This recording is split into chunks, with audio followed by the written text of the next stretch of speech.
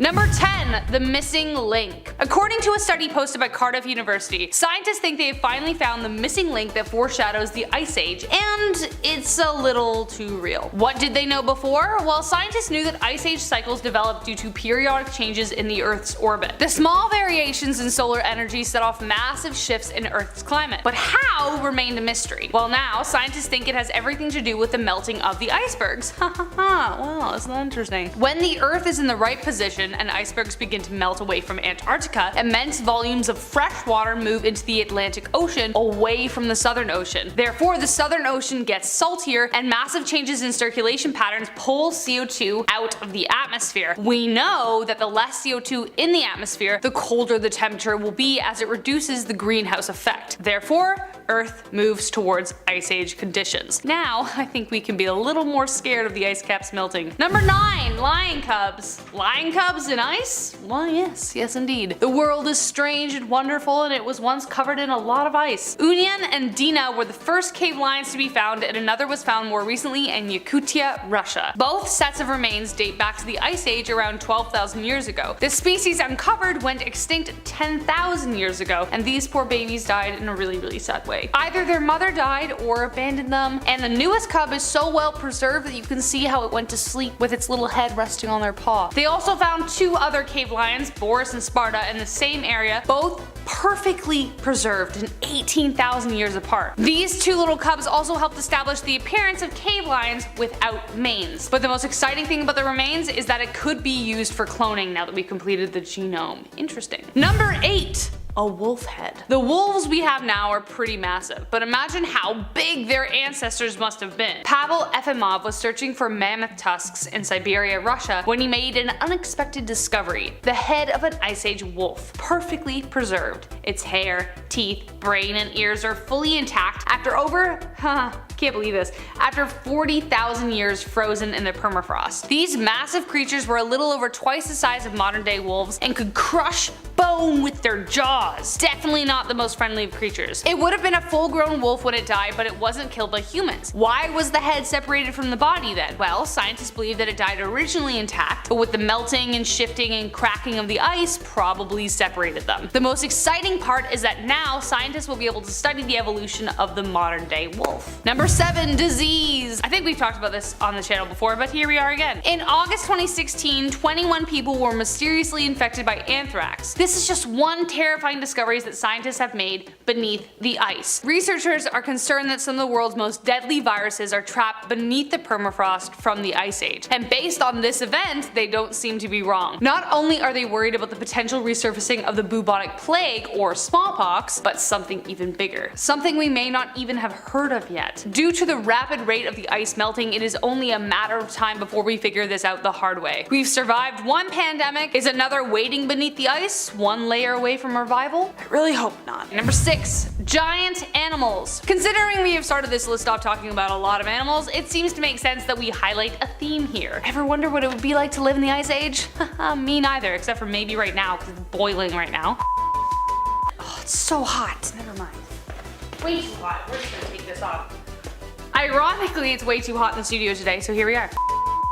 Why? Because everything was so much bigger, and even imagining that terrifies me. Megafauna were large, oversized animals that lived around the time of the Ice Age. In fact, it was their playground. Not only was there of course the woolly mammoth, but massive saber-toothed tigers, short-faced bears, and of course the above, massive dire wolves. Plus, you can almost guarantee they were always hungry with food being so scarce. I wonder if people will look back in like 1,000 years from now and think about how small our animals are. But believe me, from giant wombats that could be mistaken for bison to killer birds, not a place we would want to live. But they also had some unique survival skills. For instance, the Ice Age rhino was believed to have had a shovel horn to help remove snow.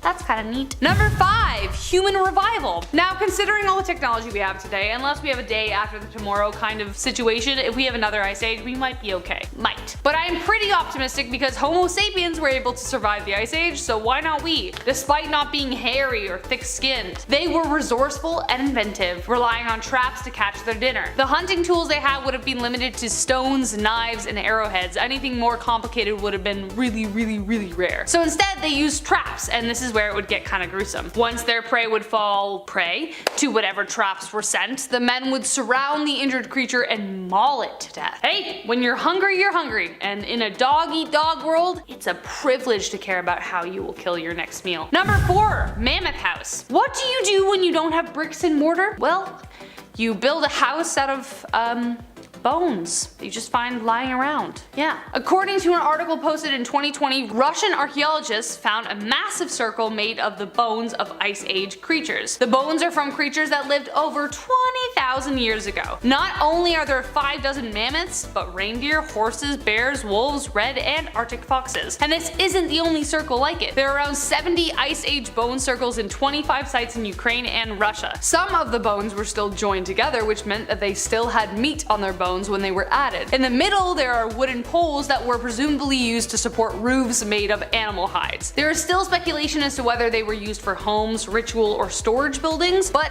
still, a house of bones sounds odd to us, I know, but imagine having to withstand cold without the tech we have now.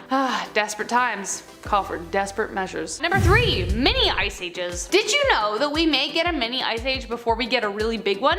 Like a test run, kind of, if you will. Though they aren't as deadly, they can still cause widespread famine and disease due to failed crops. The last recorded mini ice age happened between the 12th and 14th century, peaking from 1500 to 1850. It mostly took place in the northern hemisphere of Europe, where seas would freeze repeatedly and glaciers would crush whole villages. This happened quite often in places like Switzerland. But even worse, just like in Game of Thrones, they would go whole years without summer. No thank you. No one quite knows what caused this tiny ice age, but scientists have a couple of ideas. One, that it had something to do with volcanic activity, and that it had an effect on the solar energy the Earth was receiving. Whatever the reason, it definitely provides yet another explanation as to why the Middle Ages were just so sad. So sad. Number 2, more CO2 is a good thing? Considering the first point on this list, we know that less CO2 in the atmosphere will lead to colder temperatures, which could mean ice baby. But considering the very, very real concept of global warming and the fact that we are injecting so much carbon dioxide into the atmosphere, could that mean we will stave off an ice age? Well, scientists think this might be so. While we definitely need to figure out how to control our output so other problems don't arise, it could help fight off the next ice age, right? Weird. There's an upside to everything. According to Cambridge University, although the planetary cycle makes an ice age inevitable, like the seasons, the only way it can happen is if the CO2 level is too low. At this point, we have pumped so much CO2 into the air that even if it all stopped tomorrow, we would still have enough to keep an ice age at bay for at least 1,000 years. However, if we keep going the way we're going, well, goodness gracious, great balls of fire. Like, what do you want? Snowball? Hot Earth? Depends what you like, I guess. How the heck are we gonna get out of this one, you know? And last but not least, the snowball. What's more terrifying than an ice age? A giant snowball. No, not the one that you made to throw at your neighbor. I mean the one that could be our Earth. A snowball Earth is a very, very terrifying possibility, though probably not as likely. A snowball Earth would destroy much of life on Earth and sink our entire world into a deep freeze. And it did! The snowball Earth was a series of ice ages that occurred during the Neoproterozoic era that were so massive the entire planet froze over 500 million years ago. Why did it happen? Well, scientists from MIT speculate that it was due to a drop in heat so steep that it triggered a runaway effect. The ice expanded so quickly the Earth didn't have time to recover. This drop in temperature might have been prompted by several volcanic eruptions that happened in quick succession. Scientists are unsure as to whether humans could make this happen, but if it did, we wouldn't be able to stop it. At the speed at which the Earth's atmosphere is changing because of us, who knows what could happen. It could go so far it goes the other way around. You just don't know. Starting us off at number 10 is the old classic from pulp culture, aliens. While the first one isn't much of a real discovery, it is becoming much more prominent these days. If you have tuned into any of our channels or sister channels and recently watched any of those videos, I'm sure you have heard us talk about aliens ad nauseum. But that's because of all the new strange UFO sightings that are now being declassified, as well as being being treated with respect and dignity for the first time ever. However, there are countless ufologists that will say they believe aliens are trying to contact us to help us rather than end us. That being said, there are also countless other scientists who are out there who theorize that if we were to make contact with an intelligent extraterrestrial species,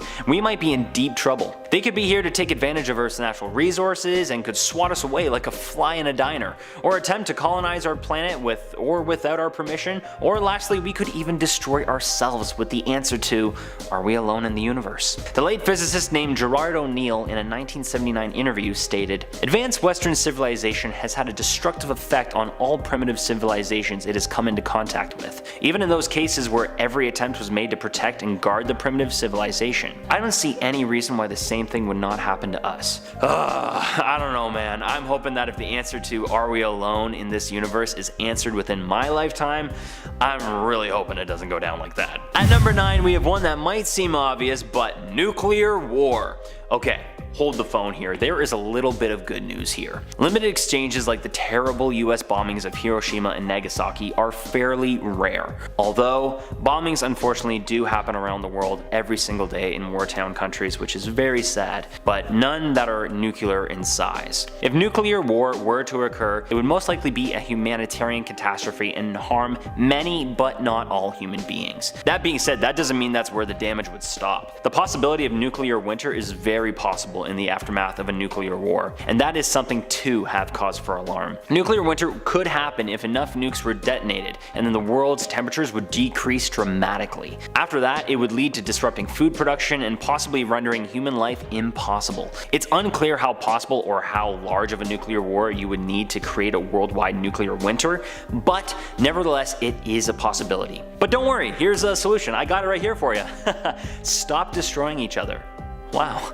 Would you look at that? I'm a freaking genius. At number 8, we have the reversal of the Earth's magnetic field. Every few 100,000 years or so, the Earth's magnetic field dwindles to practically nothing for almost half a century, and then reappears with the north and south poles flipped. The last time this happened was about 780,000 years ago though, which means we might just be overdue for a complete reversal of our poles. You hear that, Santa? It's time to relocate, buddy. What is currently alarming is that over the last century, the strength of Earth's magnetic fields have decreased by 5%. But why is this a worry in a world filled with GPS systems and people who will take you anywhere you want anyway? Well, the magnetic fields deflect particle storms and cosmic rays from the sun. Without Earth's magnetic protection, these particles could strike Earth's atmosphere and eat at an already disappearing ozone layer. So if the 5% decrease is of any concern, maybe we better keep an eye on our compasses and start joining Earth's millionaires up in space. At number 7, we have the vacuum collapse. In Kurt Vonnegut's classic book Cat's Cradle, Vonnegut popularized the idea of Ice 9, a fictional form of water that is much more stable and is a solid at room temperature. If someone unleashed a bit of it, then all of Earth's water transformed to Ice 9 and would freeze all over Earth. In the early history of the universe, based off a leading cosmological model, space was filled with energy. This state of energy was called a false vacuum and was highly precarious. A new, more stable vacuum appeared, and just like Ice 9, it completely took over. This caused an incredible blast of energy, which caused a runaway expansion of the cosmos. Even though it is unlikely, it is possible that an even more stable vacuum exists. As this universe expands and cools, tiny bubbles of this new vacuum could appear and spread at the speed of light. The laws of physics would change in their wake, and a huge blast of energy would crash everything as we know it into tiny little space crumbs. Like I said, it is not very likely, but it is a strange discovery nonetheless. Scientists are much more worried for our number 6 spot. At number 6, we have rogue black holes. Not sure how many of you know about this, but our galaxy is filled with black holes. You know, just collapsed stellar corpses about 10 to 24 times as massive as the sun, you know those things? How many of those are there though? Well, that's a good question. It is estimated that in our very own Milky Way galaxy that there are about 10 million of these things. These cosmic wonders are cause for alarm because their gravity is so strong that they can swallow just about anything in its path. The black hole wouldn't have to come that close to Earth either to cause a massive swallowing of everything we know. Or even just passing through our solar system, these black holes could distort all of our planet's planet's orbits, and Earth could get caught in an elliptical path that would send our climate out of whack, or even us spiraling into space out of our natural orbit. That sounds pretty scary to me. Also, just the realization that if Earth moved out of its habitable zone, we could all be done for good. I can't think about that anymore. That's gonna give me lots of nightmares. Coming in hot at our halfway point at number 5, just like the dinosaurs, we have asteroids, and I ain't talking about the video game. I'm talking about the massive space rocks hurtling through space and possibly crashing into our planet. It happened 66 million years ago, and honestly, it could happen again. Asteroids and space rocks have close calls with our planet all the time, and even small meteors and things like that hit Earth all of the time as well. Most of the time though, they burn up in the atmosphere upon entry, as well as they fall into our oceans. However, large ones can still be out there, and luckily for us, NASA is fairly confident in its ability to track these large space rocks. Scientists have recently, back in 2018, strengthened their fight against this unlikely but catastrophic event. They have better detection services now, as well as have plans to rocket a space vehicle into space at the asteroid to change its course. How sweet is that? However, that has not been tested yet, as well as if one were to get to a big enough size, it wouldn't really matter anyway. So for the time being, let's just keep our fingers, toes, and whatever the hell else that we can cross so that this does not happen. At number 4, we have super volcanoes. Fun fact, there are some out there who actually believe that it was a super volcano explosion that killed the dinosaurs and not the large asteroid I previously talked about. But that being said, most evidence still does point to a massive asteroid, and I'm going to go with the majority of scientists on this one because that's the smart thing to do. Anyway, the Permian-Triassic extinction event that rendered almost 90% of the Earth's species extinct is actually believed to have been caused by a mega eruption. Eruptions can cause significant global cooling as well as disruption to agricultural production around the world. However, one of super proportions is incredibly unlikely. That being said, there would be no way to stop it. So that's fun. You know, as of right now, like I said though, it is unlikely that this will happen during the existence of humans, but like with most things, it's not the immediate impact of the event, it's the lasting effects on the environment that could render the end to all of us. Starting us off in our top 3, at number 3 we have AI. That's right, just like all those crazy movies have taught us growing up, many do fear our biggest downfall coming from our own electronic cyborg hands. The fear is that once these AIs become intelligent enough to teach themselves computer science, they could use that knowledge to improve themselves, creating a spiral of increasing intelligence and finally taking over everything and everyone as we know it. Even the late great Stephen Hawking warned the world against AI back in 2014. Hawking stated it would take off on its own and redesign itself at an ever-increasing rate.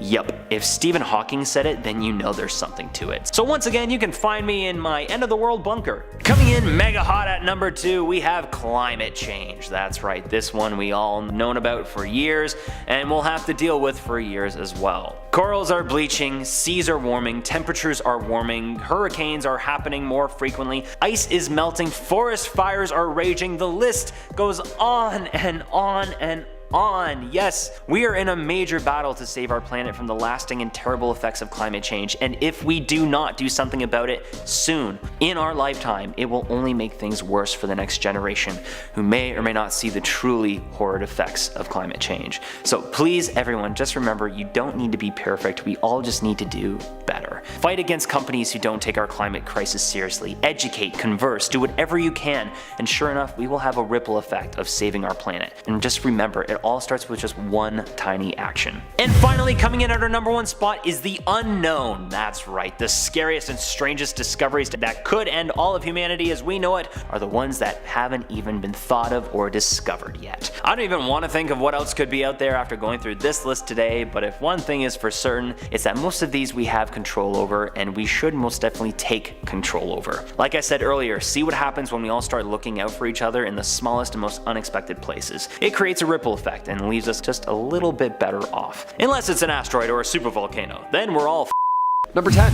Decoy spider. These decoy building spiders are exceptionally small, but they're exceptionally smart. Smart spiders? That's terrifying already. These spiders only measure to be about 5 millimeters in length, but you might see a much larger spider hanging out in a web that they've created. Now, this might sound alarming at first, but this larger spider is actually fake. Yeah, it's actually a decoy spider that the small spider built out of various materials, such as food, scraps, debris, and even their old skin. These spiders were only discovered pretty recently in the Amazon, so not too much is known about them as there still needs to be tons of research done. All we know is that they like to make things that look like a large spider, and that's terrifying enough. Maybe it's for defense purposes, or maybe it's like the ancient Romans, you know? Maybe they're just statues honoring a spider god. That's terrifying. I take that back. Number 9, red belly piranha. I don't have to explain to you why a piranha is a bad idea to get near. I mean, we've all seen Piranha 3 Double D, right? That's a timeless classic. Well, the red-bellied piranha is one of the most dangerous piranhas in the piranha game. Its behavior is way more aggressive than that of an average piranha. It's almost like an acre of the rainforest disappearing every second is making it more aggressive. Yeah, I'd be aggressive too in those waters, no doubt about it. Number 8,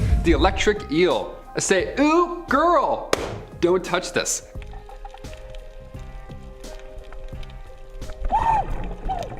First of all, never rub an electric eel like that. Never rub one like they're a genie lamp. You'll want more than 3 wishes at that point. That's horrible. That was the moray eel. That one, bite your fingers off easily, but you should never touch an eel in the first place because a lot of them are electric. As its name suggests, these type of eels can mess you up even if you were to get the first hit. Specifically, the newly discovered 2.5 meter Electrophorus volti, appropriately named after Alessandro Volta, aka the guy who invented the battery. It can release a shock up to 860 volts, more than 7 times the voltage of a wall plug. Number 7, the green anaconda. Of course, we have to mention the anaconda. It's so scary, the biggest snake ever. That's horrible. This movie came out 25 years ago. I remember watching it with my family. It made me extremely afraid of snakes and water. Although the green anaconda is a non-venomous snake, the boa constrictor is still one of the most feared. Obviously, look at its size. Green anacondas live in calm marshes or slow streams. They wait until their large prey gets thirsty, and once they come to the water, the anaconda suffocates its lunch. It wraps itself around it like 17 times. It's the scariest thing I've ever seen. And then it just slowly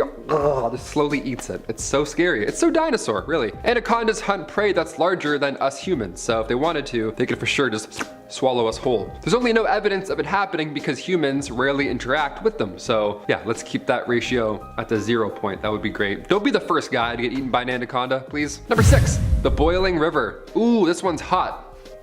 It's real hot. It's pretty common knowledge that the Amazon is home to the longest river in the world, but there is another river found in the Amazon rainforest that is equally as astonishing, but for all the wrong reasons. Yeah, it's not good. As its name suggests, water temperatures in the boiling river reach up to 93 degrees Celsius. The steam coming off the surface of the water sure is inviting, but animals and humans know better by now. Yeah, no skinny dipping in this river, or any river for that matter. I don't know, there's still water snakes. There's still debate around the source of the heat for this river, but as of right now, it's believed to be entirely natural and geothermal. Now, despite the river not being near any active volcanoes or geothermal vents, it is quite an anomaly. It's odd, just a hot, inviting river for no reason. There are local legends, of course, that say the river is a place of power and that the mother of the waters is responsible for the creation of this incredible and strange, mystifying river. Yeah, I like the sounds of that way more than geothermal activity. That's cool. Oh, the mother of the waters? Yeah, she heated this one up. Come on in. Geothermal. I'm like, it's hot. You might burn your toes. Number 5, black caiman. If you aren't a fan of alligators, just go ahead and skip to number 4, I guess, because this one's terrifying, honestly. These super alligators live in calm, slow moving rivers, of course, like the big bad anacondas, places you wouldn't expect a dinosaur to jump out at you. Essentially, that's where you're gonna find one. Just like dangerous river snakes, these black caiman will take it slow. They'll wait for their prey to have a little sip of water, and then, and only then, the largest predator in the Amazon will then race out and grab its lunch, and then quickly return to the water. It's so scary. I've seen this on Reddit. They're fast. They are quite fast. Birds, reptiles, mammals, you name it, this thing can eat it all, and it will eat it all with this big chomping mouth. Between 2008 and October 2013 alone, there were 43 black caiman attacks on people. Yeah, human beings. So stay away from the Amazon, stay away from the water. Don't do anything. Don't even go to zoos anymore. Just stop. Don't even exist. Number 4, silkhenge. We don't even know what spider this is. So yeah, mystery spider leaving mystery art. Here we go. He's the Banksy of spiders. Let's talk about him. There's some sort of spider that's making what is referred to as a silkhenge. Now it's tiny. It's on a little leaf. You will miss this. That's why it's so rare to find. This piece of spider art was first discovered in 2013 by Troy Alexander. Side note, what an amazing name. Like Troy Alexander, you're a Greek goddess, my friend. Troy Alexander posted a photo of it on the internet asking for help in identifying it. I mean, because obviously it's so alien, but nobody can help identify because it's a totally unknown phenomena. And these structures help with reproduction because they're actually protecting eggs. That's the whole purpose. There's one main spire that is constructed of spider silk, and then that's where all the eggs are contained. Then there's also a wall or a fence that's made of spider silk to protect all the eggs in the middle. Therefore, it looks like Stonehenge. That's where it gets its name from, obviously. Stonehenge, Silkhenge, they look the same, both fascinating. One's really gross and made of webs, the other's made of rocks and lovely. Hopefully one day we can find out the real creator of these sculptures so we can give them the proper credit they deserve. But number 3, mosquitoes. These guys suck no matter where you are, but when it comes to the Amazon, oh, it's much worse than you could ever imagine, of course, as if anything else is not calming in there. Mosquitoes are one of the most dangerous because they can fly. You don't see them coming, and once they get you, too late, the damage has already been done. They have your blood, now they're gonna go sell it on the black web. If you travel to parts of the Amazon rainforest and you don't have yellow fever vaccinations or extremely strong mosquito repellent, then you are going to have an extremely bad time. Yeah, these guys are just clouds of malaria waiting for you to walk right into. And that's so disgusting. I can't even do it. Even cottages, I can't do it. I'm not a fan of mosquitoes. Number 2, bullet ants. Ugh, Ant-Man would not fight this ant. No way. They're called bullet ants because their bite feels like a bullet wound, so that is a promising start, my friends. It's also referred to as a Paraponera clavata. The bullet ant is commonly found in tropical rainforests in Central and South America. Their sting is considered the most powerful in the world, hence the, bullet alias, and its effects can last 24 hours. That's a long time to be in a horrible amount of pain. These guys get you in a colony though, game over. There's a good chance that you won't survive that. One was bad enough, let alone a colony? Oh, that's terrible. Its venom is so powerful that currently these ants are being studied for its use as a pesticide. So we're sacrificing ants in order to further their research on how to sacrifice ants. Number 1, Brazilian wandering spider. Alrighty, this spider can actually help you guys out. Let's do it. Its bite can give you an erection that lasts for hours. That's a real fact. This animal is also obviously dangerous. Its bite will also hurt, besides, that amazing side effect. You'll be sweating, blood pressure will increase, hence, that side effect. And they're more commonly known as banana spiders. It can be found, of course, in Brazil, and there's 8 different kinds of wandering spiders. So my advice, avoid them all. The science is quite interesting here though. They're trying to create the next Viagra by using the spider's venom. Those are the top 10 terrifying Amazon forest discoveries that will make you never travel to the Amazon again. In our number 10 spot we have The Roar. This is a story about a girl named Alice who had been a fire watcher for a few years and never had any problems. She would go to work for 8 hours and then leave. She would of course see rustling in the trees and assume it was an animal of some sort, but that's it, no issues. Until one unfortunate night when she was just settling into her shift, when she realized that she had forgotten her iPod in the car.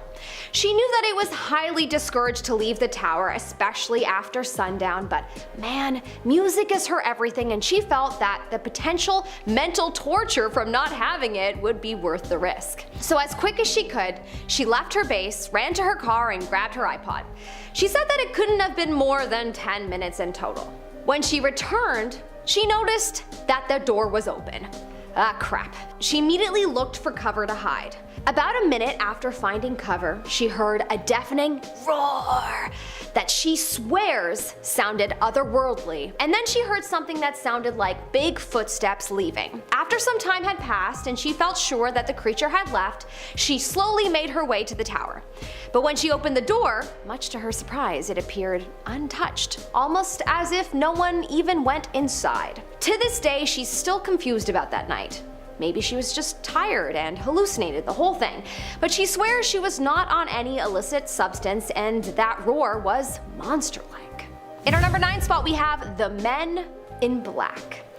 This is a story by a man named Gabe, who had been working a shift at the watchtower when he noticed 2 black SUVs drive into the trail in the distance and eventually disappeared among the trees. Seeing this of course put him on high alert, as it was pretty early in the morning and the sun was just rising. He found himself really paying attention to see if he could spot any further movement by them. Some time passed when suddenly he hears a loud gunfire. He immediately feels a wave of anxiety as it dawns on him that either an animal was shot or a human. But something told him that two black SUVs rolling up in the woods so early in the morning meant that it was probably more likely a human assassination than an animal. He sat there, letting his imagination run wild, when two large men knocked on the door of the tower. They were definitely special agents or security guards. He let them in, thinking that if they were violent, they would just come in anyway. They started questioning him, clearly trying to find out if he saw anything. He quickly replied, no, and did everything in his power to convince them. Seemingly satisfied that he was telling the truth, they just left. That was probably the most intense moment in his 5 years on the job. He never experienced anything quite like that again. Damn, that sounded like he witnessed a top secret assassination. Holy bejesus. In our number 8 spot, we have the Flying Man. In North Carolina, circa 2003, an old man by the name of John was on duty at his watchtower. It was about 4 a.m. and as usual, as he put it, he was in his chair guarding the land. He liked to think of himself as some kind of important guard of a magical land such as Middle-earth. Yes, he grew up obsessed with the Lord of the Rings trilogy. He had a small TV in the tower with him, and he would often watch reruns of old shows like Bewitched, I Dream of Jeannie, and Gilligan's Island, to name a few. So that's what he was doing on this particular night. He was feeling rather sleepy and was on the brink of dozing off when suddenly he saw something jump into the sky in the corner of his eye. Startled, he got out of his chair and tried to see what it was. Normally he would have grabbed his binoculars, but it was still too dark and the sun wasn't going to rise for another 2 hours. Just then, he saw it again. Whatever it was jumped high into the sky and then back down into the trees. What was that, he thought. It looked too big to be a bird, but he couldn't quite make out what it was. He waited for a second and then he saw it again. But this time, he saw what it was as it jumped directly under the moonlight. He knows how crazy it sounds, but without a doubt, he said he saw a human face and what looked like a human jumping. He immediately felt terrified, ducked down, and hid in the tower cot and stayed there for a good hour. Nothing happened afterwards. The sun came up and eventually he left the tower to go home, but he has never forgotten that night, and he has never seen anything like that ever again. In our number 7 spot, we have the Liar. This is the story of a female fire watcher who was on her way to start her shift when she noticed a man with long, straight black hair wearing a long leather black cloak and spiky boots. She wouldn't have thought that this was that out of the ordinary, as she's come across a few punk rockers in her time, but on this particular day, it was literally 104 degrees Fahrenheit, and it was almost impossible to breathe. So the fact that there was a person alive wearing a long leather coat on this day was insanity. She noticed him out of the corner of her eye standing beside his car, just staring at her as she left her car. She smiled, trying to be polite, and then started picking up her pace and walked towards her tower. He began to follow her, and he must have ran to catch up with her because as quick as a blink, he was right behind her saying, "Hello." She jumped from the surprise and said, "Hi," back. He asked her where she was going. She told him that she was going to work and that she was kinda in a rush. He said, "No problem. Why don't you just give me your number and we can talk later?" At this point, she was scared about saying no, as he clearly had already shown signs of insanity, but she also didn't want to give this potential psycho her actual number. So she just said, "I'm sorry, but I have a boyfriend." He didn't respond right away, and so she picked up her pace and she waved to him, thinking that the conversation had died and that he would just walk away. But then he screamed, "Liar!" She jumped and turned around to see him just glaring at her. She decided to make a run for it. When she got to the tower, she quickly locked the door, and thankfully, he never followed her. She decided to take some self-defense classes after this incident, just in case anything like this ever happened again. Probably a good idea. In our number 6 spot, we have the witches. According to this fire watcher, witch rituals aren't particularly uncommon to see in the forest. At least around their Sabbaths, you will see covens of witches gathering around and chanting around a fire in the middle of the forest. Sometimes naked. Yes, she could see them with her binoculars. She assures you that she wasn't being a creep, but she just wanted to make sure that they were safe, and watching for fires is literally her job. Regardless of how truly risky it is to start a bonfire in the forest, in this area in particular where this fire watcher works, she would be highly against any after-hour meetup, as she has seen many a deadly animal in the woods in her time. But it doesn't matter how many signs you put up, people never listen. She always has to report the covens for the mini bonfires, and it always makes her feel frustrated because she wants people to be able to practice their religions, but why do they have to risk an entire forest fire? In any case, she gets shook every time she sees them and their naked ways. Fascinating. I'm the type of person to wear fleece in bed in the summer, so the idea of dancing around naked outside at any point sounds torturous to me. In our number 5 spot we have the Flash. This particular fire watcher hasn't had a lot of weird experiences in the year that he has been on duty, but there have been a few questionable occurrences. The watcher said that every so often you'll be looking out and you'll see a light flash randomly in the forest. Not like a firefly type of glittery flash, but a bright flash. He's asked his co-workers and they've also noticed this strange occurrence every so often. He has also seen a lot of extremely fast objects in the sky. You could argue that they are planes, but they're seemingly way faster than planes. Perhaps it could be a plane that the government has invented that is extremely fast and we just don't know about it yet. Or it could be aliens, one of the two. But he'll never forget the first time he saw the abnormally fast plane or alien ship, as he had never seen anything like that before, and for a second he did feel a bit scared that perhaps some kind of foreign entity was about to land on Earth. But it was late at night and he was pretty tired. In our number 4 spot we have the Dogman. This is the story of a man that was on duty at a watchtower in Michigan. It was the year 2007. It was just a regular day, nothing out of the ordinary happened from what he can remember.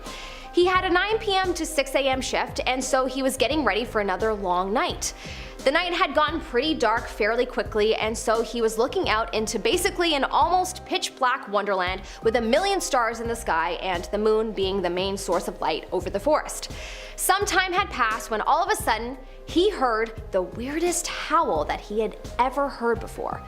It was either a wolf that was sick or an animal that he had never come across before because it was a weird screeching howl. He looked around to see if he could spot its owner when he saw some movement down below. He continued watching the spot when suddenly he saw the craziest thing. It was a dog, but with the body of a human. It took everything in him not to scream and run for his life, but he thought he was most likely safer in the fire tower, and he was right. That weird creature never revealed himself ever again. But whoa, was that scary. In our number 3 spot we have the Stare. One night, this fire watcher was working an overnight shift.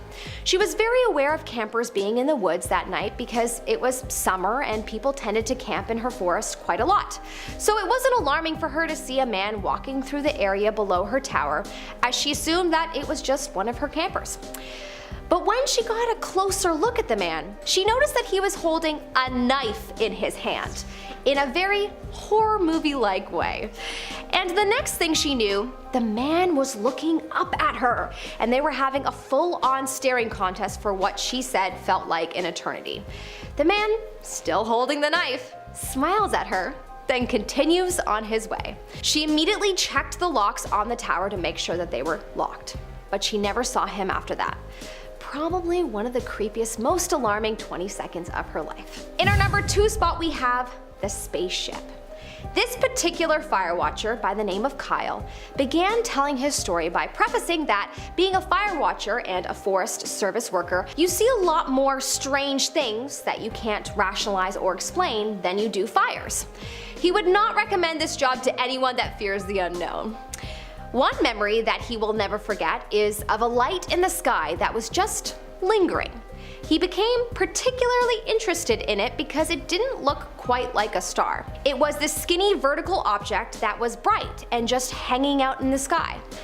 At some point it looked like something on it flashed, kind of like the lights on a plane, except this was on the bottom of its vertical tail and it wasn't red. He continued to look at it when suddenly, at an incredible lightning speed, it disappeared into the sky. Whoa. So basically this guy saw a spaceship. Wild. But honestly, if you're sitting around and just staring at the wilderness and the sky for 8 hours, you're bound to witness a spaceship at some point, I think. Coming up in our number 1 spot, we have the Mudman. This story is told by a fire watcher named Alex, who never thought that he would want to be a fire watcher, but he saw an opening for a position that paid 10 grand a month, and so he obviously wasn't going to turn it down. 10 grand a month, holy moly. I wonder if this position is straight out of our tax dollars, because seriously, 10 grand is a ridiculous amount for this person, and if I'm paying for this, well, I'ma be writing a stern letter. Let's be real, I def wouldn't, but whatever. Ridiculous. Anyways, so this guy Alex began his first shift at the watchtower, and as he enters the tower, he finds a letter from his coworker on things he should know about the job. The coworker listed a bunch of things that he should be aware of, such as don't go out in the middle of the night, if you hear anything in the middle of the night, stop what you're doing and hide, and oh yeah, here's a gun just in case. Okay, starting to see why this job may pay so high. In any case, Alex starts his first shift. Everything is going well until around 3 a.m. in the morning when he begins to hear the sound of metal creaking. He felt a sharp pain in his stomach, and out of fear, he ran to the cot in the corner to hide. Just then, the door opened, and he saw something that didn't look human, like a humanoid. With every step, a squish sound came with it. It walked to his cot and then eventually turned around and left. Later on, while talking to his coworker, he was informed that he had his first encounter with what they have called the Mudman. Apparently one of the many monsters in this forest. Okay, yep, well, that's terrifying. I kinda wish they had installed a camera because we the people need to see evidence of this, like now.